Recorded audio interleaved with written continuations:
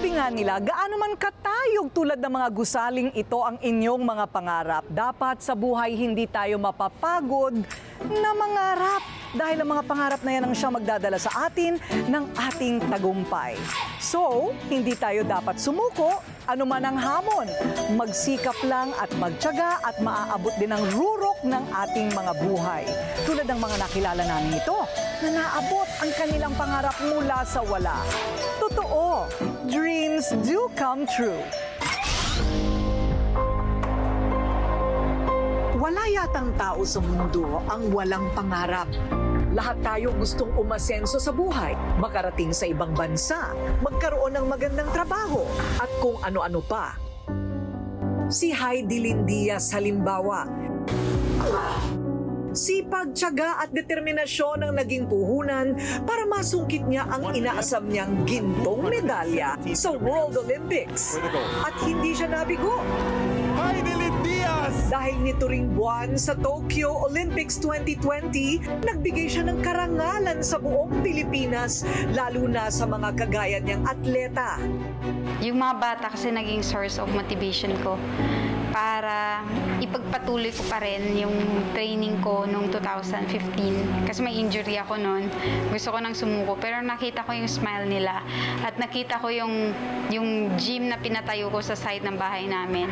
Ayun, sabi ko medyo luma na to. So yung motivation ko, magpapatayo ako ng gym para sa kanila. Kahit maraming naging balakid, matagumpay niyang binuhat ang mga hamon. Kali-kaliwang mga premyo at insentibo ang natanggap ni Hidilyn matapos ang maraming taon ng sakripisyo. Tunay ngang dreams do come true.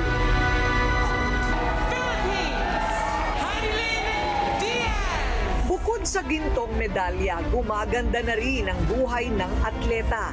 Simpleng pangarap na nagsimula lang sa kagustuhang makatulong sa magulang. So we can... Halika at silipin natin ang kanyang brand new condo mula sa Mega World. Fully furnished ang bagong condo ni Hidilyn Diaz. Mula sa kama hanggang sa dining table, kumpleto na. Damit na lang yata ang kailangan niyang dalhin. Hay, o diba? Sulit ang bawat pagod ni Hidilyn sa kanyang mga training. Dream come true sa medalya at sa bagong buhay at bahay. Sobrang grateful po ako. Sobrang blessed. Sobrang thankful ako kay God, sa Mega World, kay Sir Kevin. Sobrang saya po ako sa interior design ng bahay. Tapos dalawang kwarto. Tapos may kusina. Yun eh. Yun yung talaga. Kahit sino, yun yung gusto. Kusina. Tapos ang maganda, may dining table na malaki na pang-5. So dati kasi wala eh. So sobrang thankful ako na naibigay sa amin itong condominium ng Mega World. Muli, saludo kami sa iyo, Hidilyn. Kung pangarap lang din naman ang usapan, wala na yatang mas tatayog pa sa pangarap dati ni Vilma Caluag. Imahe ng isang palaban na babae at salamin ng isang determinadong ina. Tingnan mo to, Mare. Maganda. Walang araw ang lumipas na hindi kumayod si Vilma. Ilang karat to? Para sa kanya, ito ang naging susi para maabot niya ang noon pinapangarap lang niyang buhay. So, pag sinabi nating dumaan sa hirap, nung panahon ng iyong kabataan, ano ang natatandaan mo doon sa talagang kasukdulan ng hirap na sinabi mo talaga sa sarili mo, ay mahirap kami? Siyempre, hindi mo pa kasi alam nun na ganun pala kami kahirap. Kasi hindi mo pa alam yung buhay ng meron. So, yun, wala kaming CR. So, ganun, no? So, imagine that na wala kang CR. Tapos, tuwing tag-ulan, parang walang nagdaan na tag-ulan na hindi ako nagkaroon ng alipunga. Alam mo yun? Kasi, kasi nakachinelas ka lang parati. kasi yung bahay kasi po namin, lumulubog. Laki sa sobrang hirap si Vilma. Sa maliit na eskinitang ito sa San Fernando, Pampanga, nagsimula ang kanyang mga munting pangarap.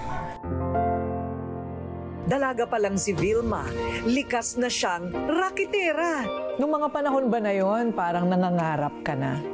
Nangangarap ka na ng mas maayos na buhay? Oo, kasi sabi nga sa akin nung ate ko, yung panganay kong kapatid, sabi niya, societyng dukha daw ako. Mahirap lang kami, pero mapangarap daw ako sa buhay. Kaya siya nagsusumikap noon ay para makawala sa kumakalam niyang sikmura. Naranasan kong mag-ulam ng asukal at saka yung kape. Tapos, pagpiprituhin mo yung tuyo, yung pinagprituhan, lagyan mo ng toyo, masarap siya. Mahirap. Tapos makita mo yung mga classmate mo, may bago silang damit. So, naiinggit ka. Kung kaya't racket dito, racket doon ang kanyang ginagawa. Hanggang sa nakilala niya ang nagpatibok ng kanyang puso. Anong mga pangarap mo noon? Naaalala mo pa ba? Maliban sa sana meron kang sapatos na bago or CR man lang. So, nung nagdadalaga na or college na ako, pinangarap ko yung simpleng buhay lang. Yung gusto ko, nag-o-office yung asawa ko, yung mapapasok ko sa private school, yung mga anak ko kasi ako, deprive ako lahat kasi doon eh. Sa pagtutulungan nilang mag-asawa, naging matagumpay ang kanilang negosyo. Pinasok nila ang pagiging distributor ng iba't ibang produkto sa kanilang lugar. Lahat nga ba talaga, Vilma, nagsisimula sa pangarap? Siguro, namulat akong mahirap yung buhay namin, pero sabi ko, sisikapin kong hindi ako for life na ganon. So, nanatili akong nananalig sa taas, tapos kahit hindi ako katalinuhan, pinipilit kong mag-aral. So, nakatapos naman kahit papaano. Paunti-unti, nakapagpatayo sila ng kanilang munting tahanan. Pero si Vilma ayaw pa rin paawat sa kanyang pangangarap. Nagdoble kayod siya para sa kanyang mga anak. At mula sa hirap ng buhay at ng kanilang maliit na tahanan, ito na ngayon ang isa sa mga bunga ng pagsusumikap ni Vilma, ang isang mansyon na daig pa ang kastilyo ng isang donya. Halika silipin natin. 1 hektarya lang naman ang lawak ng lupa ng kanilang mansyon ngayon. Daig pa sa Hollywood sa rustic vibe nito. May maaliwalas na sala, malaking kusina. At kung dati wala silang banyo, naku ngayon, mala 5-star hotel ang peg ng banyo with powder room pa. Ito naman ang K-Magic Skin Cream for Body. Hindi kasi pwedeng masyadong matapang ang exfoliation pagka sa ibang parts ng katawan, like kilikili, sensitive ang skin yan. K-Magic Skin Cream for Body. Kung bibigyan ka ng pagkakataon, ito bang gagawin mong bahay halimbawa? Dati home along the Riles kayo, hindi ba? Ano ba yung babalikan mo pa ba yun? Lagi naman kaming pumupunta doon kasi nga barangay captain ako doon. So, lagi akong pumupunta doon. So, yung mga anak ko, lagi ko silang dinadala doon. Sabi ko, ito yung dating bahay natin. Ito yung environment ko dati. Dito ako lumaki. Ganyan. Babalikan mo na lang, pero yung parang may aral na. Oo, aral na hindi mo naman kasi makakalimutan kung saan ka nang galing at saka masaya doon. Welcome to my precious collection. Ipinasilip din niya sa atin ang kanyang mga pinakaiingatang koleksyon. Ito po yung mga pinaghirapan ko ng bonggang-bonggang to the highest level. At dugot pawis po ang pinuhunan ko dyan. But wait, there's more. Hindi ka maiinip sa mansyon ni Vilma dahil naku, may swimming pool at may sariling basketball court sa loob mismo ng bahay. Ang kanilang parking space parang showroom lang naman sa dami ng kanilang sasakyan na naipundar. Nakapagpatayo na rin sila ng tertiary level hospital dito para rin sa mga taga San Fernando, Pampanga. Malawak din ang kanilang farm na may mga paupahan na building. May eskwelahan at hotel din silang naipatayo. So ngayon po, ayan po, parang naging High ay talagang hayahayang naging bunga ng pagsusumikap ng dati ay mahirap na si Vilma. So sa lahat, Vilma, ng mga maraming sadlak sa hirap, pero marami rin sa kanila ang patuloy na nangangarap, umaasa na one day, maabot nila ang kanilang mga pangarap ng isang medyo mas maayos na buhay. Anong payo mo sa kanila? Opo, kailangan kasi pag nangarap tayo, yung achievable talaga, yung pangarap na may halong dasal at saka syempre, kailangan may gagawin ka. Basta wala kang inaapakang tao, gawin mo yung marapat, huwag kang mainggit sa kapwa mo, ay magsasucceed ka naman.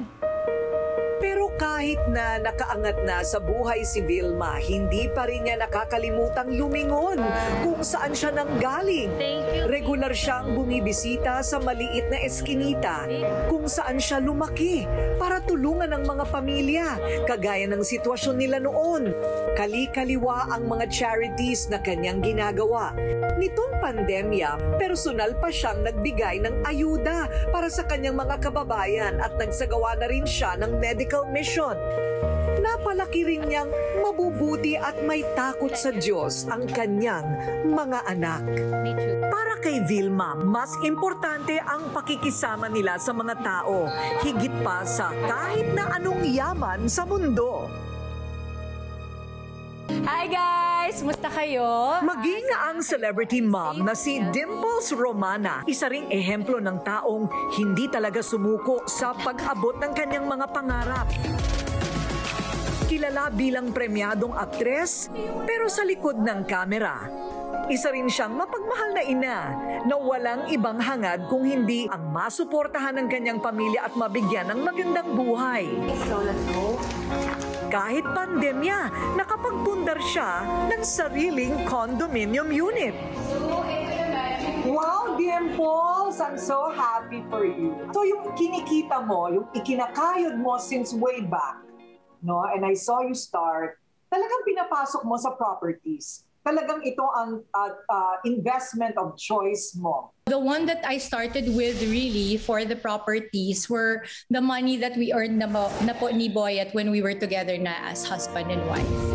Classic ang style ng kanyang condo. Neutral ang mga kulay at parang Japanese style ang setting ng dining. Siyempre, mawawala ba ang mga paandar sa condo? Tingnan nyo nga naman ang TV ni Dimples. High-tech. Pwedeng itago sa loob ng malaking TV cabinet sa pamamagitan ng remote control. Actually, we call it a smart home because even yung mga switch niya, parang hindi na siya yung normal na switch lang. Parang Boyet and I can actually switch it while we're here in Parañaque. So we can turn on the aircon, control the temperature while we're here. And so when we get there, nakabukas na yung mga ilaw or nakabukas na yung TV at saka na-check na yung temperature. Parang ganun po siya doon. Pangarap mo talaga yung makapagpundar ka ng dream house mo, dream condo mo, mapaganda mo ito. Talagang dream mo ito. Opo, dream ko po talaga kasi syempre, we had a very simple family. By the time po naging breadwinner ako, I really promised myself that with whatever, money na maiipon ko po through time, I really wanted to buy properties only because natatak po sa isip ko na walang talo pagdating sa lupa, no? Kasi sabi nga nila parang the Lord doesn't make more land anymore. So parang sabi ko, sige nga, subukan natin. Bukod dito, mayroon ding home studio si Dimples. Sa ngayon, pangarap naman niyang magpatayo ng eskwelahan. Yeah! I hear that magtatayo ka rin ng school. Kwento mo na. The school was, it was already an idea of mine long before I reached mga 20 years as an actress, no, and as a host. And then over time, parang naisip ko, where do I bring this? Like, how do I level up the kind of work that I do? What kind of legacy do I want to leave? All that kind of knowledge, parang I want to be able to share. kay Dan. Kaya naman sa ang academic DIM tips niya para sa mga gusto ring magkaroon ng sariling bahay o sariling kondo. And as for my DIMS tips to all the dreamers out there, kung gusto nyo pong ma-achieve ang mga dreams ninyo, if you also want to be able to, purchase properties that are, that will serve as your investment in the future, basta po kaya ninyo, wag nyo na pong ipipilit kapag yan ay hindi pa, kumbaga sinasabi nga nila ay hinog. Kami po ni Boyet, we really work very, very hard po to make sure na ang bawat sentavo namin ay mapupunta sa isang lugar or sa isang property that we felt will be very good for us as a family. Katulad ni na Heidelin, Vilma at Dimples. Walang imposible kung ikaw ay magsusumikap. Huwag mapagod at tuloy lang sa pagkayod. Pasasaan ba't mararating mo rin ang iyong mga pangarap sa tamang panahon.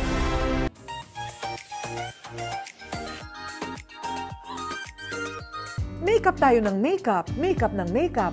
Paano tatanggalin ang makeup? Sabi ko, paano tinatanggal ng tao ang makeup nila? Ito ginawa ko kasi araw-araw ako halos naka-makeup sa TV Patrol, di ba? Sa aking mga show. Ang baby oil malagkit. Tapos, ayaw mo mag-shampoo, nalagyan na ng oil yung shampoo, pati unan mo may oil. Ayoko rin yung nasa jar. Kasi, yung jar, pag nilagay mong ganyan sa mukha mo, ganyan mo ulit, nagkaroon na ng makeup yung garapon, right? Kadiri. Ito, very hygienic and has vitamins and is also lightening on the skin. It's a tube and it's called Take It Off. Matatanggal lahat. Pati problema nyo matatanggal.